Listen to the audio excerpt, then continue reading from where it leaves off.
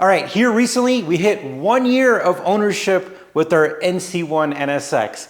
I love this car. Ever since I've seen this car, like the first time I saw it, it was love in first sight. Like I absolutely adore this car. And when I got it, I was like, oh, it did not let me down. Now, I bought it smart. I bought it from a car enthusiast, so a lot of cool stuff was done. HRE wheels, you know, it was paint corrected, it was fluids were done, and it's like the highest spec you could get, like everything. It has everything, carbon fiber roof and all that. I didn't know that they stopped making this like during COVID, which is crazy. I just learned it. But anyways, in this video, we're gonna talk about the maintenance, the driving experience, and what I'm thinking about in the future, and how much I love this car. Like, I love this car. This spot in my garage is kind of like the spot of like, oh, because I open the door and it's just a beautiful car. Now, owning this car doesn't come without its headaches. We're gonna talk about some of those. So first off, the maintenance. Now, I did an oil change. Luckily, Pat, who owned this car before, he did like all the drivetrain stuff like that, all the fluids, which is good.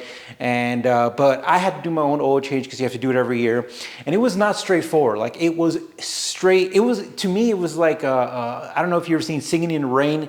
And I was underneath the car and oil was just coming from every portion because there's 7 drain plugs. So I'm looking over here and I don't got like a massive, which I'm gonna buy for this car specific, a massive drain pan. So here I am, you know, I've got all these, you know, buckets. I'm trying to catch all the 7 drain plugs that are dripping everywhere. And yeah.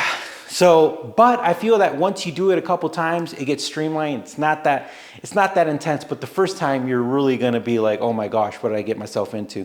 Parts are not that expensive, with the exception of certain things are on back order, and that makes me worry a little bit, but I feel like maybe that worry isn't warranted.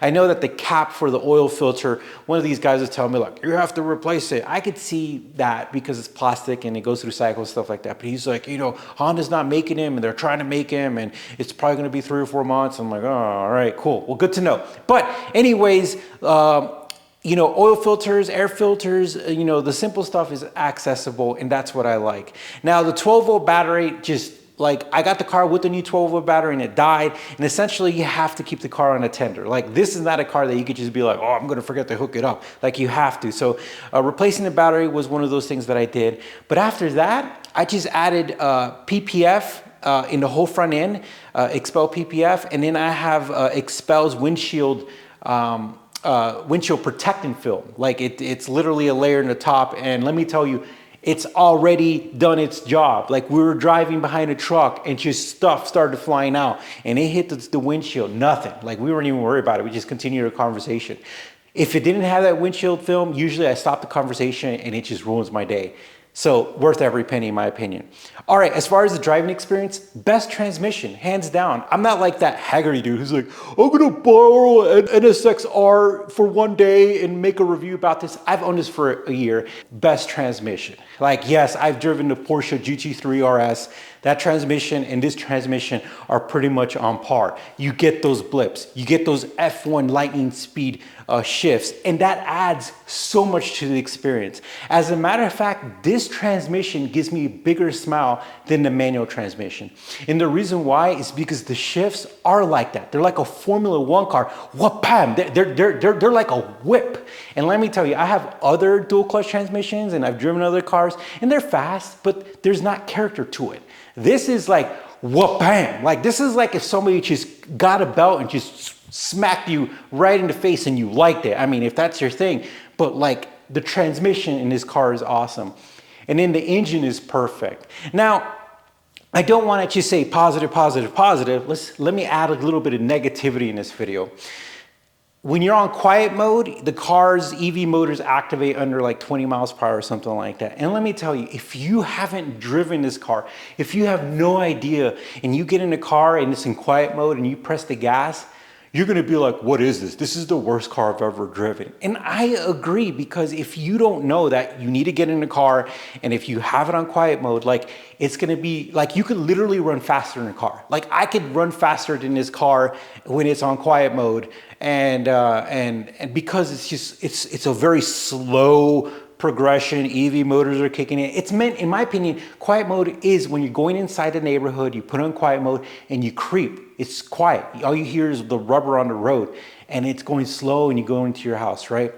When you hit it on Sport Plus mode, like this car is insane. Like it is absolutely the best car ever. So I really think that it should have been the opposite. Cars should start in sport mode, then if you want in a quiet mode. Because those first impressions, especially for those like guys like in Haggerty, who's like, I drive a car for one day and I'm an expert. Oh, whatever, right? At the end of the day, dude, like, you know, if you start the car with its best foot first, I really think that gives better impressions. And when you have people who review the car and they don't understand the car, that's their first impression, is how it's kind of like confusing. So anyways, I love this car because you have a lot of options. You have the quiet mode, you have the sport mode, you have the track mode, and it's absolutely awesome. Now, as far as this being a hybrid car, you have to drive it. And that's one thing you have in the back of your head. Like other cars, you're like, okay, I got to drive it because of the fluids. This has a battery, right? You have to make sure that you keep everything going. It's good, like it's like a human being. Like it's good for its long-term health to take it out and, you know, cycle the battery.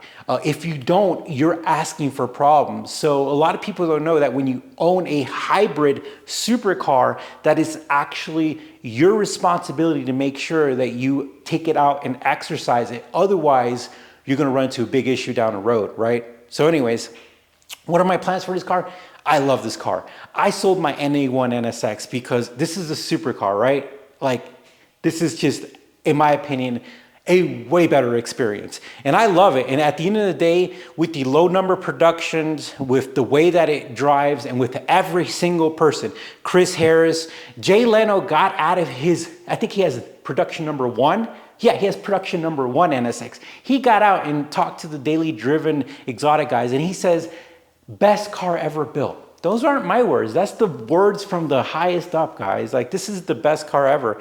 I don't plan to sell it. Like, I plan to keep it. I plan to enjoy it. This is like my pride and joy.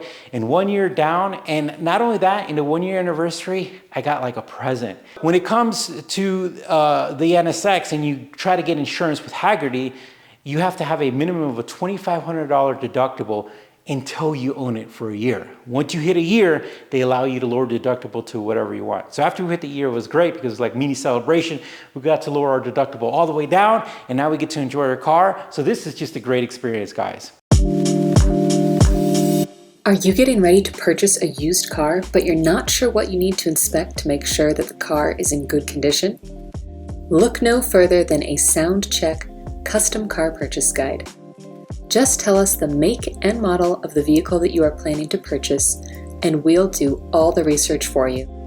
We will provide you with a custom guide that is specific to the vehicle that you are looking for, so that you can move forward with confidence when you inspect that car. Visit carsoundcheck.com today to order yours.